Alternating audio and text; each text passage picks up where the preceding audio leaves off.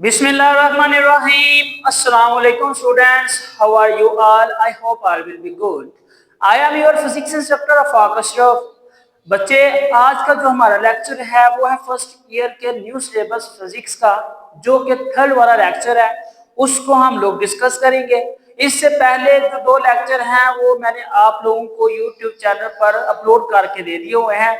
आप लोग अकाउंट को विजिट करें, सब्सक्राइब करें, शेयर करें, कमेंट करें। और अगर किसी किस्म का कोई क्वेश्चन हो related to the topics any articles, तो आप लोग वहां पर मुझे बताएं ताकि आप लोगों के क्वेश्चन का आंसर दिया जा सके। आई होप आप लोगों को अंडरस्टैंडिंग हो रही होगी।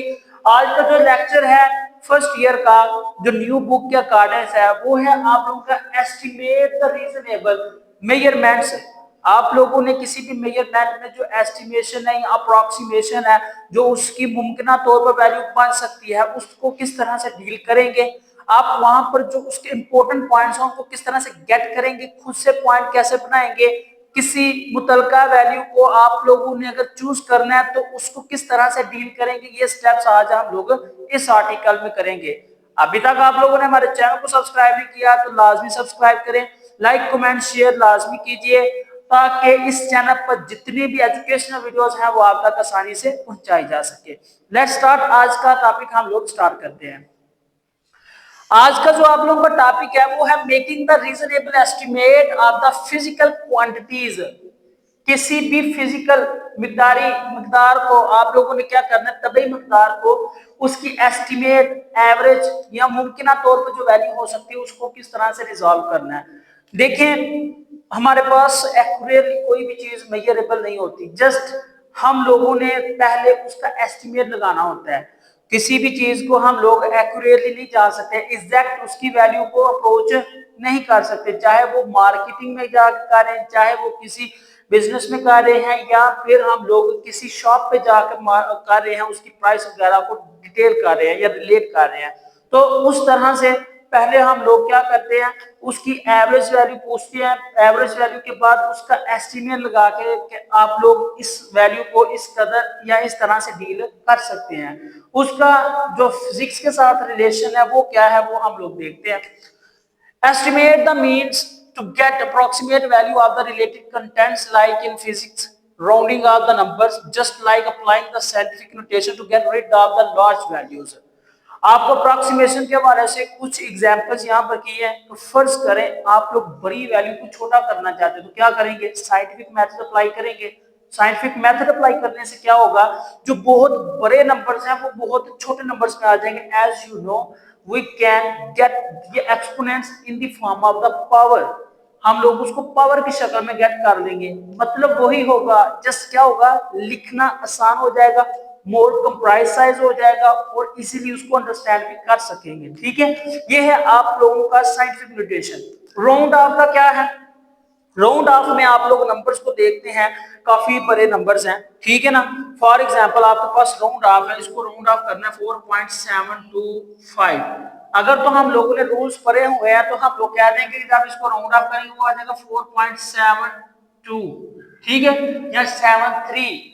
वो अकॉर्डिंग टू उसके गिवन पॉइंट्स पर डिपेंड करता है। देखिए उसका एक नंबर कम हो गया है, मजीद इसको राउंड ऑफ करेंगे तो पॉइंट के बाद सिर्फ एक नंबर रह जाएगा। जहां पर 3 नंबर थे वहां पर आपके पास एक नंबर रह जाएगा, तो वो आपका राउंड ऑफ हो जाएगा। ठीक है, फिर क्या है आप लोगों का, आप लोगों ने बहुत बड़ी वैल्यूज को छोटे नंबर्स में कन्वर्ट कर दी। ये आ गया आपका एस्टिमेट। क्या है, estimate, to get the approximate value.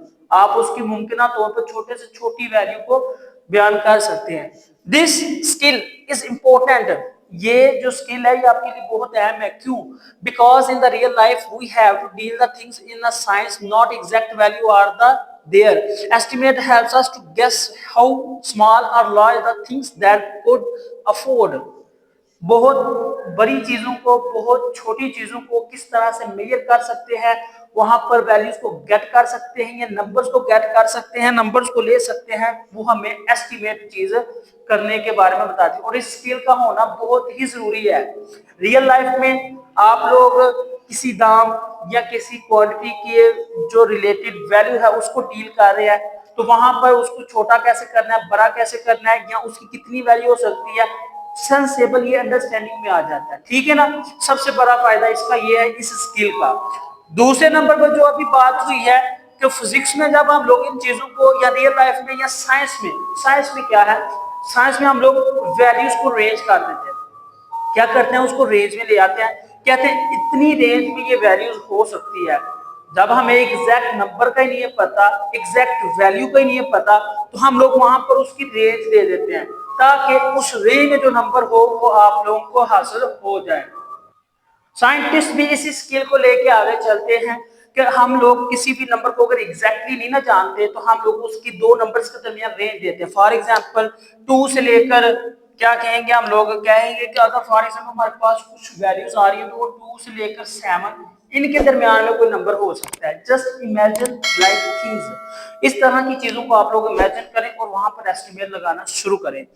आपकी बुक के ऊपर इस तरह का एक लोगो बना हुआ है, ये एक किस्म का कह ले कि पॉपुलेशन डिवीजन है। क्या है, पॉपुलेशन डिवीजन। ठीक है, इसमें ये डिफरेंट किस्म के कलर्स करने की मैंने कोशिश की थी कि ताकि हम लोग जो कंट्रीज हैं और जो उनकी पॉपुलेशन है उनको अलग कर सके। लिहाजा ये उस तरह से क्या कर दिया, उसको पेंट कर दिया, उसको कलरिंग कर दिया ताकि डिफरेंटली हम लोग चीजों को देख सकें। ठीक है, यहाँ पर भी आप लोग एक चीज को बड़ा विजुअली देखेंगे, मैं बताता हूँ आपको। सबसे पहले जो आपके पास ये वाला हिस्सा है ना, ये वाला, इसमें कहा गया है कि जो चाइना की पॉपुलेशन है, ये पॉपुलेशन, इसको आप लोग पॉपुलेशन कह सकते हैं, पॉपुलेशन ग्राफ। ठीक है, इसको पॉपुलेशन ग्राफ कह लें या पॉपुलेशन व्यूल कह लें, किस तरह से overall whole the world population वहां पर फैली हुई। ये देखिए, सबसे पहला क्या है, चाइना में जो पॉपुलेशन है वो 18.47% है। ये उस चीज को मैंने ब्लू के साथ पेंट कर दिया हुआ है। ठीक है, फिर दूसरे में क्या है कि जो इंडिया की पॉपुलेशन है वो है 17.86%, इतनी ज्यादा इंडिया में पॉपुलेशन है। तीसरे नंबर पे है यूएसए।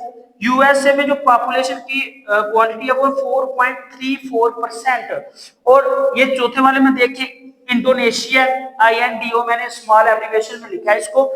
इंडोनेशिया में जो इसकी पॉपुलेशन है वो है 1.5%, लोगों की जो तादाद है पॉपुलेशन वो 1.5% है। फिर ब्राजील में देखा जाए तो वहां पर है 2.87%, 2.87%। पाकिस्तान की जो पॉपुलेशन है अप्रोक्सीमेटली आपके पास 2.62% है। फिर नाइजीरिया की जो पॉपुलेशन है वो 2.25% है। बांग्लादेश की जो है वो 2.19% है। रशिया की 1.91% है। मैक्सिको की 1.73%, जापानीज की 1.68%। और ये जो आपके पास व्हाइट कलर का हाफ रह गया, ये बाकी कंट्रीज की जो पॉपुलेशन है वो है 19.32%।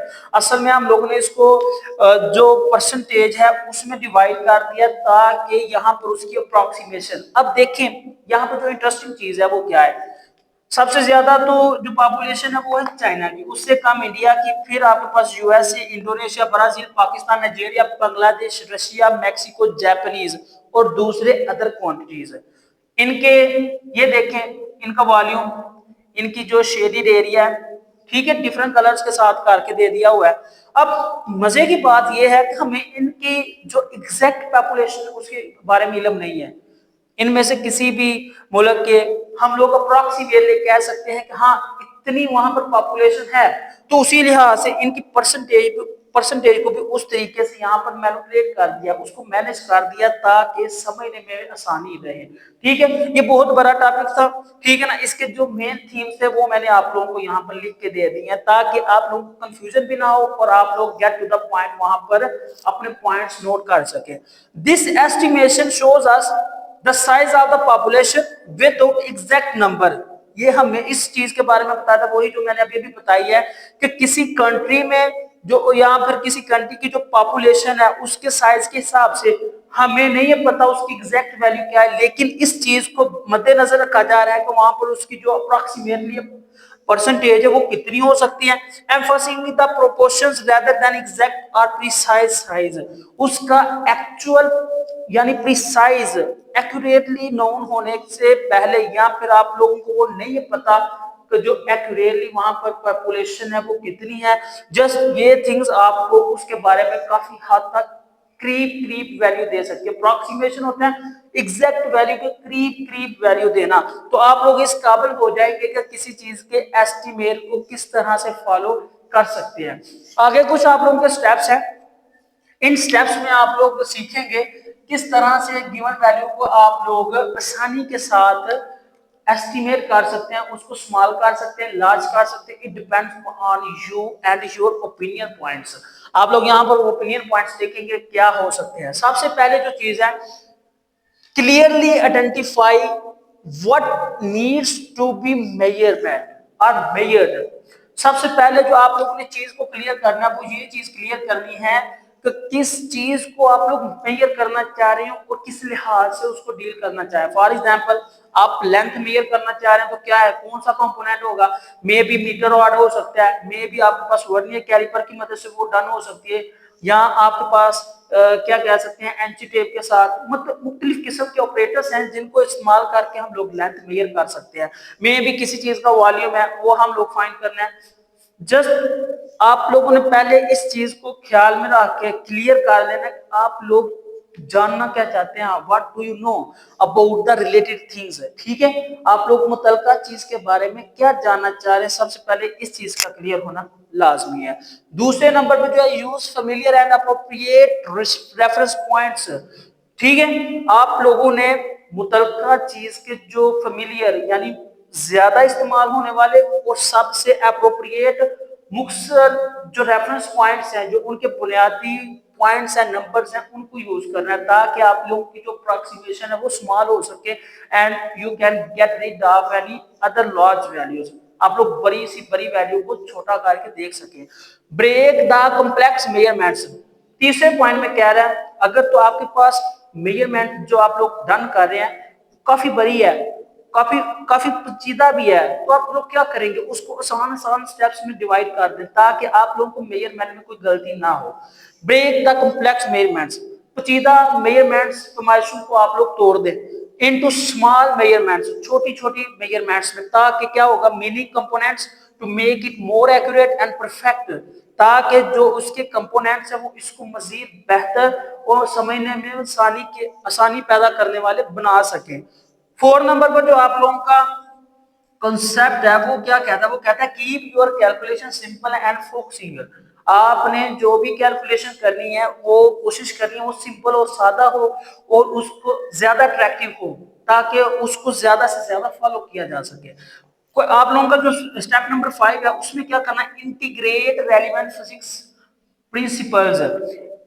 जो आप लोगों के रिलेटेड क्वेश्चंस हैं या रिलेटेड मेथड्स हैं, जिन मेथड से आप उसको बेहतर अंजाम दे सकते हैं, उन मेथड्स को इस्तेमाल करके, यानी फिजिक्स प्रिंसिपल्स, फिजिक्स की अगर मेजरमेंट, क्योंकि हम लोग फिजिक्स का कर रहे हैं तो फिजिक्स के जो ऑपरेटर्स हैं जिनकी आप लोग मेजरमेंट अच्छे से कर सकते हैं, हैंडल कर सकते हैं, उसकी वैल्यू को डील कर सकते हैं, वो आप लोग इस्तेमाल करके मुतलका चीज की बेहतर फरमाइश कर सकते हैं। ठीक है, for example, let the gravitational acceleration how fast an object false.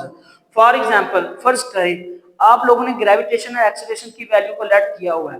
Approximately देखा जाए तो जो ग्रेविटेशनल एक्सेलरेशन स्मॉल जी की वैल्यू होती है ना, स्मॉल जी की वो होती है 9.8 मीटर पर सेकंड स्क्वायर। बट हम लोग इसकी अप्रोक्सीमेशन निकालें तो वो आ जाती है, हम लोगों ने जो पढ़ी थी छोटी प्राइमरी क्लासेस में, वो थी 10 मीटर पर second square. That will be called the small value of the G which can attract the body towards its center। ये ग्रेविटेशनल एक्सेलरेशन ही है जो किसी जिस्म को अपने सेंटर की तरफ अट्रैक्ट करती है ताकि वो बैलेंस में रहे। ठीक है, तो इस तरह जो भी चीज है जिसको आप लोगों ने हाईएस्ट पॉइंट से नीचे की तरफ फेंका है या नीचे से ऊपर की तरफ फेंका है, तो वहां पर वो किस हालात में, किस टाइम में, किस चीज को फेस करके नीचे आकर टच करेगी, वो आपको ये चीज परफॉर्म करनी पड़ेगी। Instead of the single number, एक नंबर इस्तेमाल करने से ज्यादा बेहतर है provide a range in which the quantity lie. आप लोगों ने एक नंबर्स की रेंज, जिस तरह से मैंने ये कहा था 2 और 7 पॉइंट्स, ये दो ऐसे पॉइंट्स हैं, मे भी जो वैल्यू मुतलका वैल्यूज है वो इन दोनों के दरमियान में हो सकती है। ठीक है, तो यहाँ पर भी यही है, जो पॉइंट नंबर 6 है उसमें कहा जा रहा है कि आपने एक नंबर देने की बजाय, फॉर एग्जाम्पल मुतलका वैल्यू का आंसर आप 2 दे रहे हैं, वो 2 से ज्यादा भी हो सकता है, ठीक है, कम से कम 2, ज्यादा से ज्यादा जो उसके पॉइंट्स बन सकते हैं या जितनी वो वैल्यूज दे सकता है। तो आप लोगों को चाहिए कि हमें जब इस क्वांटिटी को मेजर करना है किसी भी चीज को, उसकी एक रेंज दे नंबर्स की, ताकि उन नंबर्स के दरमियान में वो चीज आप लोगों के पास आ जाए, ठीक है। This have to know intrinsic uncertainty, ये छोटी सी छोटी गलती की पैमाइश में हमारे लिए मददगार साबित होगी। Cross validate your estimate by using different methods है, आपने अपने मेथड्स को मॉडिफाई करना है और ज्यादा से ज्यादा जितने मेथड्स उनको वैलिडेट करना है, वैलिड मतलब अप्लाई करके उसकी जो वैलिडिटी है, जो उसकी मखसूस कैरेक्टरिस्टिक्स हैं, ये यहाँ पर इसको हम लोग अप्लाई कर सकते हैं या आंसर गेट कर सकते हैं, वो आप लोगों ने चेक कर लेना, ठीक है। जो इसके मेथड्स हैं वो क्या है, by verifying the volume of the swimming pool. Let's suppose that आप लोग किसी स्विमिंग पूल का वॉल्यूम फाइंड कर रहे हैं। जब वॉल्यूम फाइंड करेंगे आपके पास जो दो मुख्तर और वैलिडिटी के पॉइंट्स आ सकते वो है फिजिकल डिमेंशंस। तो उसकी फिजिकल डिमेंशंस क्या होगी, यानी कि डिमेंशंस के बारे में नेक्स्ट लेक्चर है इंशाल्लाह, वो आप लोगों को वीडियो में दे दिया जाएगा। कैपेसिटी इट होल्ड्स, वो कम से कम या ज्यादा से ज्यादा कितना पानी होल्ड कर सकता है उसके बारे में बताएंगे। इस तरह से आप लोग क्या करेंगे, किसी भी चीज का जो अफेक्टिव वॉल्यूम है वो फाइंड कर सकते हैं, या आप लोग उससे ज्यादा बेहतर तरीके से रिजल्ट भी परफॉर्म करवा सकते हैं। This comprehensive approach does not increase the accuracy, ये जो आप लोग कर रहे हैं फिजिकल डिमेंशंस और कैपेसिटी, इसको मालूम करने के बाद ना कि आप एक्यूरेसी के पास पहुंच जाएंगे, बल्कि but also reinforce their validity through diverse methods. आप लोग डिफरेंट मेथड यानी डाइवर्स मेथड्स को यूज करके आपने मेथड यूज किया है। देखें, स्विमिंग पूल है, स्विमिंग पूल का आपने वॉल्यूम फाइंड करना है। सबसे पहले जो दो चीजें वो है एक फिजिकल क्वांटिटी और दूसरा जो है वो है उसकी कैपेसिटी, कि वो कम से कम या ज्यादा से ज्यादा कितना पानी होल्ड कर सकता है। जब ये दो चीजें आपको क्लियर हो जाएंगी, क्वांटिटी और उसकी होल्डिंग कैपेसिटी, ना सिर्फ आपके पास वो वैल्यू सही आएगी, बल्कि आपको अपने जवाब की कंफर्मेशन भी हासिल हो जाएगी, कहां तक हमारा जवाब सही हो सकता है, ठीक है। तो एक मजीद उसकी एग्जांपल के साथ मैं आप लोगों को ये बताता हूं कि किस तरह से आप अपने आंसर की वैलिडिटी को परफॉर्म करवाने में बेहतरी ला सकते हैं। Let we want to Let we want to know about how long it take to fill a swimming pool with a garden hose। वो जो गार्डन में आप लोग पाइप वगैरह का इस्तेमाल करते हैं उसका होज कितना होता है, ठीक है, वो आप लोग बेहतर जानते हैं। हम लोगों ने उस पाइप की मदद से एक गार्डन है उसमें स्विमिंग पूल है उसको फिल करना है। एक गार्डन है, ठीक है, गार्डन छोटा भी हो सकता है बड़ा भी हो सकता है, वो हम लोग एक्सपोज करते हैं कि क्या है क्या नहीं है। तो हम लोग सबसे पहले क्या करेंगे, अंडरस्टैंड द क्वांटिटी, उसकी मकदार को जानेंगे कितनी हो सकती है। एस्टिमेट द टाइम, टाइम को देखेंगे कितना टाइम लग सकता है। ब्रेक डाउन, सबसे हम लोगों ने अपनी प्रॉब्लम को क्या कर दिया, ब्रेक डाउन, छोटा कर दिया, हमने उसको ब्रेक कर दिया छोटे छोटे स्टेप्स में, क्या हो सकता है, क्या होगा और कहां तक होगा, हम लोग इसको ब्रेक डाउन करते हैं और देखते हैं कि वो चीजें किस तरह से हमारे पास एस्टिमेट में आती है। लेट जो वॉल्यूम है वो 10 मीटर लॉन्ग है, जो उसका वॉल्यूम है वो 10 मीटर लॉन्ग है, लंबाई में वो 10 मीटर है, 5 मीटर विड्थ, और उसकी जो चौड़ाई है वो 5 मीटर है, एंड 2 मीटर डीप, और 2 मीटर तक वो गहरा है। कितने मीटर, आपने यहाँ पर 3 क्वांटिटी, वॉल्यूम उसका 10 मीटर लॉन्ग है, जो उसकी विड्थ है वो 5 मीटर है, जो उसकी गहराई है वो 2 मीटर है। 100 क्यूबिक मीटर, क्या है, 100 क्यूबिक मीटर उसमें पानी फिल हो सकता है। फिर फ्लो ऑफ होज, ये दूसरा पॉइंट हमारे पास आ गया, फ्लो ऑफ होज, जो वहां पर उसका फ्लो है वो कितना हो सकता है, मुमकिन तौर पर 10 लीटर पर मिनट, 10 लीटर 10 लीटर पर मिनट, यानी कि 1 मिनट में 10 लीटर उसका फ्लो है, 1 मिनट में उसका 10 लीटर फ्लो है। Note time, how long it take to fill 10 buckets, आप लोग टाइम मैनेज कर लें, टाइम मेजर करें कि 10 बकेट 10 बाल्टियां उसको भरने में कितना टाइम लगेगा। ये आपके पास क्या है, 1 लाख लीटर्स, ठीक है, 10 बकेट्स हैं, 10 को आपने उसकी मुतलका चीजों से मल्टीप्लाई कर दिया, यानी 100 से मल्टीप्लाई कर दिया, फिर आपने उसको 10 से ये जो उसकी लेंथ है उससे मल्टीप्लाई किया, इनको मल्टीप्लाई करने के बाद जो आपके पास एक फाइनल आंसर है वो है 1 lakh, 1 lakh litre divided by 10 litre पर मिनट।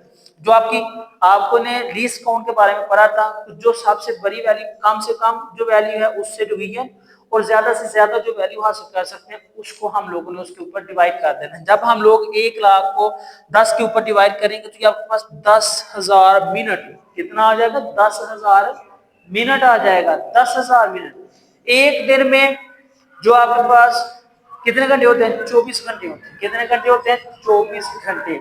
उन 24 घंटों को आप 60 से मल्टीप्लाई करें तो क्या आएगा, वो आपके पास जो भी आएगा आंसर उसको रिलेट कर लेना।